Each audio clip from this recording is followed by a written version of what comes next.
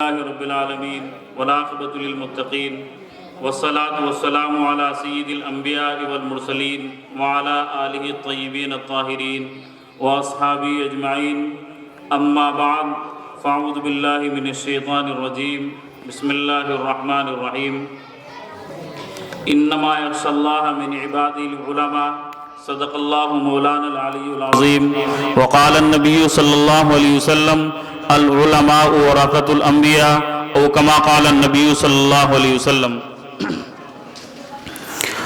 بزرگان محترم،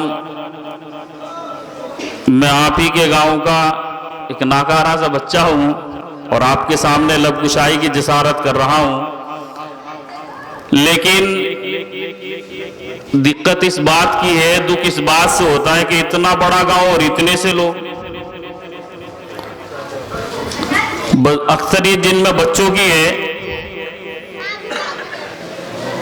اور اگر ابھی سائیکل وائیکل کے تماشے یا کوئی اور تماشے ہونے لگ جائیں، ماشاءاللہ پورا محلہ اکٹھا ملے گا۔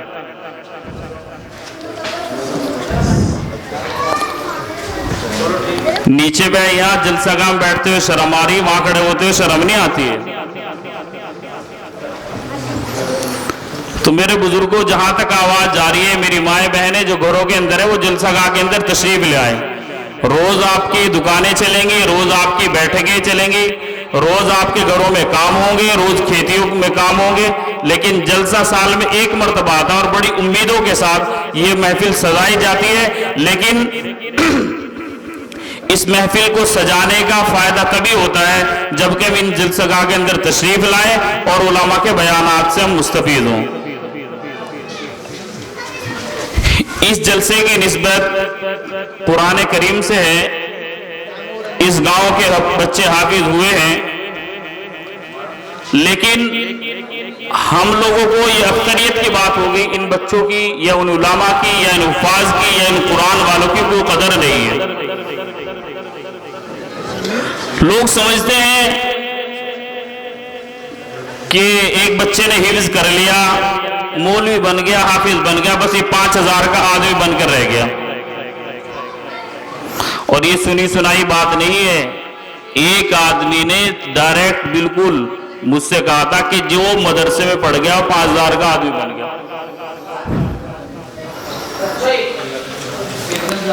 یہ 5000 کی بات نہیں ہے، دنیا تو تقدیر کی ہے، جتنی ہوگی مل جائے گی، لیکن ان حافظوں کا، ان علماء کا اگر مرتبہ دیکھے کسی کی مائی نے وہ لال نہیں جنا جو کسی اور میں ہو۔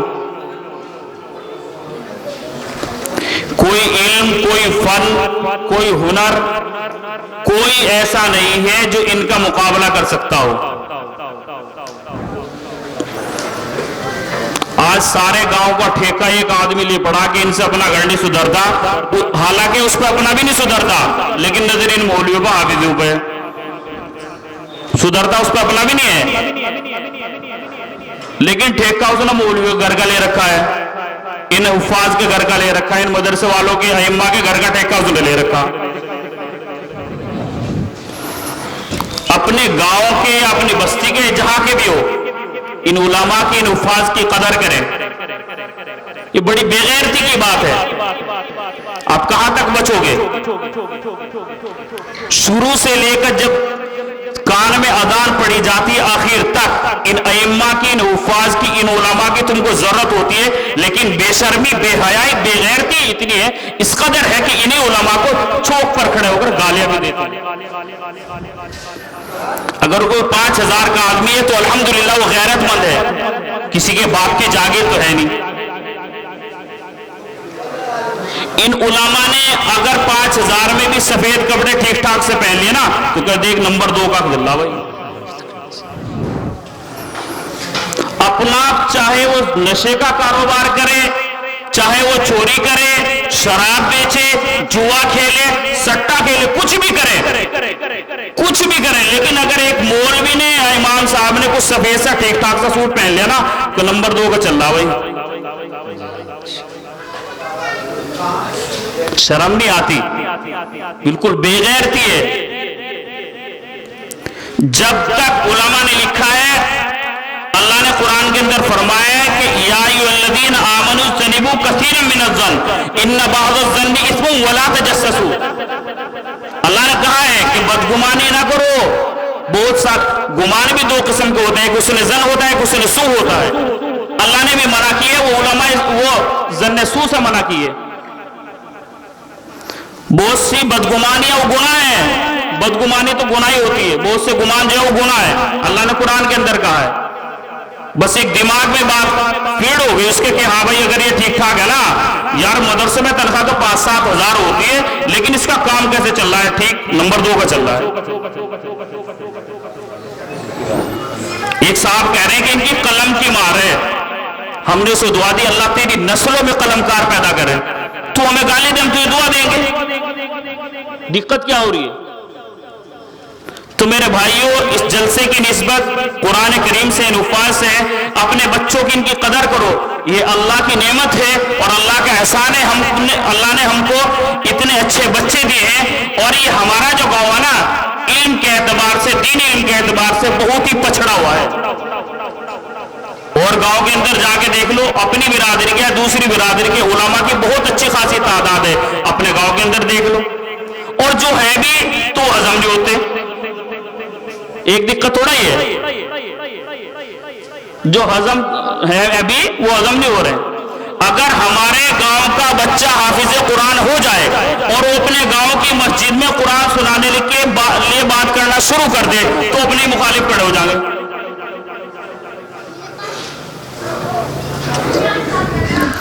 اگر کوئی چور ہے یا کوئی بدکار ہے یا وہ کوئی اور ایسا گندا فعل کر رہا ہے اور اس کا بچہ حافظ قرآن ہو گیا, تو اس کے بچے کی اس میں کیا غلطی ہے کہ وہ حافظ قرآن ہو کر مسجد میں بات کر رہا ہے قرآن سنانے کی؟ اپنے گھر کا ماحول سدھارو, اپنا سدھارتا نہیں ہے. اپنے گاؤں کے بچے ہضم نہیں ہو رہے جو ہیں بھی. تو میرے بزرگوں, میں درخواست کرتا ہوں اگر بات بری لگ رہی ہو تو اللہ کے واسطے معاف کریں, لیکن اپنے ان بچوں کی قدر کریں, اس مدرسے کی قدر کریں, مدرسے والوں کی قدر کریں. کم پڑھیں, کم عمل کریں, لیکن علماء کی شان میں کبھی گستاخی نہ کریں. ہم نے جلالین پڑھی ہے دارالعلوم اسدیہ اکڑ خرد میں, حضرت مولانا سید شاہد حسین صاحب نے ہمیں سبق کے دوران بتایا تھا کہ بیٹا کم پڑھنا, لیکن کبھی کسی عالم کی شان میں گستاخی مت کرنا.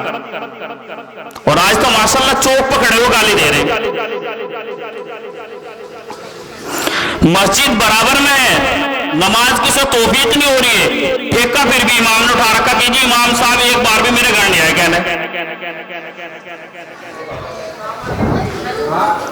تو میرے بزرگوں, ان علماء کی, ان ائمہ کی, ان بچوں کی, ان حافظ قرآن کی قدر کریں. اللہ کا احسان ہے کہ اللہ نے ہم کو ایسے بچے دیے. اور میرے پیاروں, یہ جو ہے نا میرے بزرگوں, یہ بچے ہمارے لیے مغفرت کا, نجات کا ذریعہ بنیں گے. آپ کیا سمجھتے ہیں کہ ایسے ہی ہیں؟ ان کی نسبت قرآن سے جڑی ہے اور قرآن کی نسبت رسول اللہ سے جڑی ہے, اور قرآن نکلا ہے اللہ کی ذات سے. آپ نے کیا سمجھا ہے؟ ایسے ہی بن گئے. اللہ نے فرمایا الرحمن علم القرآن, کہ مہربانی جس پر رب کی ہوتی ہے اسے قرآن سکھلاتا ہے اللہ. تمہارے ہضم نہیں ہو رہے. جس پر رب کی مہربانی ہوتی ہے, اور اللہ نے ایسے ہی نہیں چھوڑ دیا کہہ کر, جو بچہ اس کو حفظ کر لیتا ہے اللہ نے اسے اپنا نام عطا کیا حافظ. اس کے بعد وہ کچھ آگے بڑھتا ہے, وہ عالم بنتا ہے, وہ مفسر بنتا ہے, تو اللہ رب العزت نے اس کو پھر جب وہ تفسیر پڑھ لیتا ہے اور اس کے معنی مطالب پڑھ لیتا ہے, پھر اللہ رب العزت نے پھر اسے اپنا نام دیا عالم. یہ ایسے ہی نہیں بن گیا. حضرت مفتی تقی عثمانی صاحب دامت برکاتہ عالیہ, ان سے کسی نے پوچھا کہ ان مولویوں کا مستقبل کیا ہے, ان کا فیوچر کیا ہے؟ حضرت نے فرمایا کہ ان کا مستقبل, ان کا فیوچر دنیا نہیں ہے, ان کا مستقبل اور ان کا فیوچر آخرت ہے. اور میں اللہ کا شکریہ ادا کرتا ہوں ان مدرسوں کے اندر جن کی جتنی تنخواہ ہے اللہ نے اپنی دین کی خدمت کے لیے لگا رکھا ہے. اور یہ جو علماء کی شان میں گستاخی ہے نا, علماء نے لکھا ہے کہ اس کا خطرہ اس بات کا ہے کہ اس کا خاتمہ بھی ایمان پہ نہ ہوا. آپ ایسے ہی سمجھتے ہیں, زبان درازی کر دی, بس جتنی لمبی زبان چلی چلا دی, اگر کسی غریب کا بچہ ہے اس کو مسجدوں میں داخل ہونے نہیں دیا کہ قرآن نہیں سنائے گا، بھائی فلاں کا بچہ ہے اس کے گھر میں دقت ہے، اگر اس کے گھر میں دقت ہے اس کی تو غلطی نہیں ہے، اس کا اگر اپنا ذاتی کوئی فعل ایسا ہو جو امامت کے لائق نہ ہو تو بھائی اس کو عذر رکھا جا سکتا ہے۔ اور تھوڑی تنخواہ میں جس کی زیادہ ہے اس کی تو ہوس پھر بھی پوری نہیں ہو رہی، کہتے ہیں کہ جو بن گیا بس یہ کھاوے گا کہاں سے، اور اگر یہ کھا رہے ہیں تو یہ ہضم نہیں ہو رہے ان کے کہ بھئی 7 گھروں کو کھا رہا ہے، اس کا تو مرغا چل رہا ہے، اپنے چاہے بیچارے کو کچھ بھی بننا ہو، لیکن فکر امام صاحب کی، وہ ایک پیر ذوالفقار صاحب نے ایک لطیفہ لکھا ہے اور ہمارے لیے نصیحت بھی ہے کہ آدمی اپنے دکھ سے دکھی نہیں ہے، دوسرے کے سکھ سے دکھی ہے۔ ایک بیچارے ضربے لگا لگا کے پیر صاحب سے تعلق ہو گیا، ضربے لگا لگا کے اللہ نے کرامت دی، ایک جگہ ایک وادی میں چلے گئے، درویشی اختیار کر لی اور وہاں سے اللہ نے کرامت دی اور یہ کہا کہ جاؤ ہم تم سے راضی ہیں اور بتاؤ کیا چاہتے ہو، کہ اللہ میں تیری بندگی میں لگا رہا ہوں، بس میرے کھانے کا اور میری اتنا انتظام ہو جائے کہ میری زندگی بسر ہو سکے۔ اب اللہ رب العزت کی طرف سے اس کا جو کھانا آنا شروع ہو گیا، اور جو کھانا اللہ کی طرف سے ہے ظاہر سی بات ہے اس کا جو لذت ہی اور اس کی خوشبو ہی الگ ہوگی۔ اب جب ان کا کھانا آیا کرتا تھا تو ایک پڑوسی تھا، اس کی خوشبو کھانے کی بہت ہوا کرتی تھی، تو اس پڑوسی کو دقت ہوئی کہ یار یہ کرتا کچھ نہیں، ہر وقت تسبیح گھما رہا ہے، مصلی پہ بیٹھا ہے، کرتا کچھ نہیں، کھیتی اس کے نہیں، کاروبار اس کے نہیں، تجارت اس کے نہیں، اولاد اس کے نہیں ہے، لیکن خوشبو اس کے گھر کی ایسی ہے کسی کے گھر کی نہیں۔ اب ایک دن جب اس سے برداشت نہیں ہوئی ان صاحب کے پاس پہنچا کہ بھائی بات سمجھ میں نہیں آئی کہ آپ کرتے بھی کچھ نہیں، کھیتی بھی آپ کے نہیں، کوئی کمانے والا بھی نہیں، لیکن آپ کے کھانے کی خوشبو ایسی ہے کہ وہ کسی کی بھی نہیں۔ تو انہوں نے بتلایا کہ بھائی ایسا ایسا معاملہ ہے، میں فلاں سے تعلق رکھتا ہوں نسبتی اصلاحی، اور انہوں نے مجھے وظیفہ بتایا، میں فلاں جگہ گیا، میں نے اس پہ محنت کی، ضربے لگائی، اللہ نے مجھے کرامت دے دی۔ تو اس بندے نے بھی ایسا ہی کیا کہ ان سے تعلق کیا اور تعلق کرنے کے بعد وہ بھی وہیں پہنچ گیا، ضربے لگائی، اللہ نے اسے بھی کرامت حاصل کر دی۔ اب مانگنا تو اپنے لیے چاہیے تھا نا، غیب سے آواز آئی کہ بتاؤ کیا چاہتے ہو، اس نے کہا کہ یا اللہ وہ جو میرا پڑوسی اس کے ہاں جو کھانا آ رہا وہ بند ہو جا۔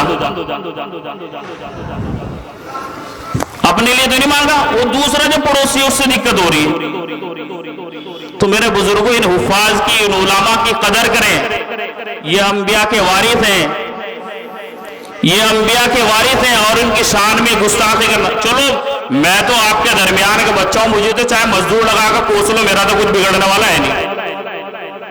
اللہ نے جب تک زندگی یا جب تک سانسیں، جب تک صحت، جب تک آمدنی، جب تک زندگی رکھی ہے نا، جو کی تو گزرے گی، ساری دنیا مخالف ہو جائے ان علماء کے، کوئی کچھ نہیں بگاڑ سکتا۔ بے شک۔ اور ظاہر سی بات ہے جتنی مخالفت ہے اللہ نے انہیں اتنا ہی عروج دے رکھا ہے، اور یہ پھٹکار ہے اللہ کی طرف سے، جو علماء کی شان میں گستاخی کرتے ہیں نا ان کو پھٹکار ہے کہ اللہ نے اسے اس طرف لگانا تھا کہ تعریف کرے علماء کی، برائی پہ لگا دیا۔ سوچنا چاہیے کہ اللہ کہیں مجھ سے ناراض تو نہیں ہے۔ تو میرے بزرگوں ان کی قدر کریں۔ ایک مرتبہ عالم ارواح کے اندر آپ صلی اللہ علیہ وسلم سے حضرت موسیٰ علیہ السلام نے پوچھا کہ آپ نے یہ فرمایا کہ میری امت کے جو علماء ہوں گے وہ بنی اسرائیل کے نبیوں کے جیسے ہوں گے، کہ ہاں میں نے کہا ہے۔ تو کیسے کہا؟ آپ صلی اللہ علیہ وسلم نے ایک صاحب کو بلایا اور بلانے کے بعد حضرت موسیٰ علیہ السلام کے سامنے پیش کیا۔ حضرت موسیٰ علیہ السلام نے ان سے سوال کیا کہ آپ کا نام کیا ہے؟ تو انہوں نے بتلایا کہ میرا نام فلاں ہے، میرے باپ کا نام فلاں ہے، میں فلاں جگہ کا رہنے والا ہوں۔ تو حضرت موسیٰ نے کہا کہ میں نے صرف آپ کا نام پوچھا تھا، پورا نسب نہیں پوچھا تھا کہ آپ کہاں کے ہیں، کس کے بیٹے ہیں، کس کے پوتے ہیں، ایسے نہیں پوچھا تھا میں نے۔ تو انہوں نے جواب دیا حضرت موسیٰ کو کہ اللہ نے بھی آپ سے یہ نہیں پوچھا تھا، اللہ نے پوچھا تھا وما تلک بیمینک یا موسیٰ، موسیٰ تمہارے ہاتھ میں کیا ہے؟ حضرت موسیٰ نے جواب دیا تھا قال हाज़ा हिया असाय अतवक्कउ अलैहा व उश्शु बिहा अला गनमी वलिय फीहा मआरिब उखरा। हजरत मूसा ने कहा था कि मेरा डंडा है, मैं इससे बकरियां चराता हूँ, मैं इससे पत्ते झाड़ता हूँ, मैं इस पे टेक लगाता हूँ और भी दूसरे फायदे हासिल करता हूँ। अल्लाह ने भी तो आपसे ही पूछा था। हजरत मूसा अलैहिस्सलाम खामोश हो गए तो आप सल्लल्लाहु अलैहि वसल्लम ने वो जो बुलाए थे अपने उम्मती को, उनका कान जैसे मोहब्बत में पकड़ते हैं ना, ऐसे पकड़ा। और वो जात जानते हो आपको, तो वो इमाम गजाली रहमतुल्लाह अलैह थे। उलमा ने लिखा है कि जब वो पैदा हुए तो उनका कान कुछ मुड़ा हुआ था। तो मेरे बुजुर्गों, ये तो वो उलमा है जिनको हुजूर ने फरमाया था कि मेरी उम्मत के जो उलमा होंगे वो अंबिया के वारिस होंगे। और अल्लाह का फजल ये है कि ये उस काम के अंदर लगे हुए हैं जिसको आप सल्लल्लाहु अलैहि वसल्लम ने सबसे बेहतरीन बताया है। खैरुकुम मन तअल्लमल कुरआन व अल्लमा, कि तुम में सबसे बेहतरीन वो है जो कुरान को सीखे और सिखाए। तुम दुनिया के बालिस्टर बनो, तुम दुनिया के इंजीनियर बनो, तुम जितने भी बड़े मैकेनिक बन जाओ, फैक्ट्रियां चलाओ, कंपनियां चलाओ, तुम इनके बराबर नहीं पहुंच सकते।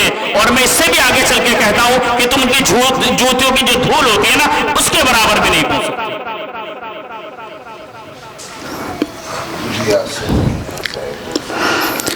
अल्लाह रब्बुल इज्जत ने इरशाद फरमाया इन्नमा यख्शल्लाह मिन इबादिल उलमा, कि उलमा जो है ना मेरे बंदों में सबसे ज्यादा डरते हैं। लेकिन ये उलमा को बुरा कहने वाले किसी के बाप से भी नहीं डरते हैं। अगर किसी से कोई दिक्कत है तो उससे बजाते खुद जाके कहे, इससे ना कहे, उससे ना कहे, उससे ना कहे। अगर किसी के अंदर कोई कमी, कोताही, कोई दिक्कत है तो उससे जाके कहे, वो तुम्हारी नसीहत होगी। लेकिन अगर तुम दूसरे से कहोगे वो तुम्हारी गीबत होगी। और हुजूर ने फरमाया अल गीबतु अशद्दु मिन ज़िना, कि गीबत जो है ना जिना से भी बदतर है। तो मेरे प्यारों, अगर किसी से कोई दिक्कत है तो उससे बजाते खुद जाकर कहें, इधर उधर ना कहें। इधर उधर कहने से आपका भी नुकसान होगा, बदगुमानी पैदा होगी। आपने तो दिल में जो कुछ समझा वो दूसरा भी बदगुमान हो जाएगा। और इन उलमा की नाकदरी करना, मैंने बतलाया कि उलमा ने लिखा है कि उसका खतरा इस बात का है कि वो ईमान से ही ना खत्म हो जाए। एक किताब के अंदर एक वाक़या लिखा है कि एक बुजुर्ग का एक कब्रिस्तान से गुजर हुआ तो उन्हें अल्लाह रब्बुल इज्जत ने साहिब कश्फ होंगे, उन्हें इल्हाम हुआ कि ये जो फुला कब्र वाला है इसको अजाब हो रहा है। उस बस्ती के अंदर गए जिस बस्ती का वो कब्रिस्तान था, और जाने के बाद उसकी तहकीक की, पता चला कि फुला आदमी की कब्र है। उसके घर पहुंचे, उसके घर वालों ने कहा कि बड़ा नेक था, नमाजी था, पाबंद था, अइम्मा की बड़ी कदर किया करता था, और पाबंदी से कुरान की तिलावत भी किया करता था, और तस्बीहात की पाबंदी भी किया करता था, वहां भी जाता था, ऐसे भी करता था, ऐसे भी करता था। हमको तो कोई ऐसी कमी नजर नहीं आती कि जिससे उसे अज़ाब कब्र हो।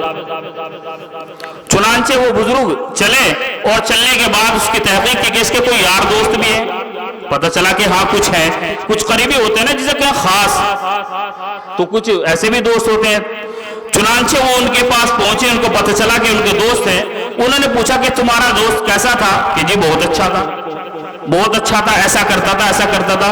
और ये हमारे अंदर भी है, जब तक वो जिंदा है जब तक तो वो बहुत खराब है, लेकिन जब वो मर गया तो कब्रिस्तान से शुरू करेंगे बहुत बड़े आदमी था भाई, बस वही तो शुरू हो जाएगा, बहुत बड़े आदमी था भाई, जिंदगी में कदर नहीं की, मरने के बाद मिट्टी का हाथ झाड़ के वगैरह बहुत बड़े आदमी था।